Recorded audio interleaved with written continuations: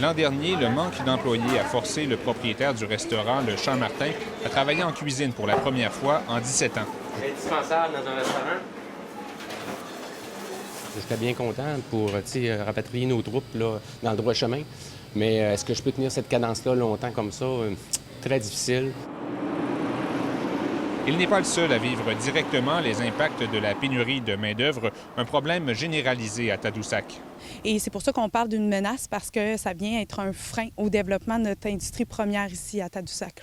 La municipalité a l'an dernier mené un sondage auprès de 23 gestionnaires ou propriétaires de commerces dans l'industrie touristique au sujet de la pénurie de main-d'œuvre et a récemment rendu public des résultats alarmants. 50 des personnes sondées voient leur chiffre d'affaires affecté, 80 voient leur qualité de vie diminuer et 56 sont moins motivés à poursuivre dans l'industrie. Yes.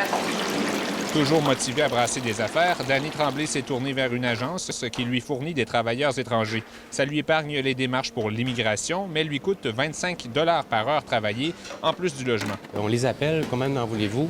1, 2, 3, 4. On doit les loger, mais c'est des travailleurs qui veulent travailler 6 jours, même 7 jours par semaine, probablement au salaire minimum ou plus, mais on n'a pas besoin de les recruter, donc c'est sûr qu'il y a un frais relié à ça.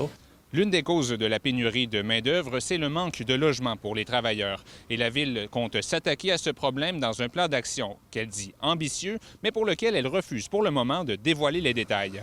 Olivier Roy-Martin, TVA Nouvelles, Tadoussac.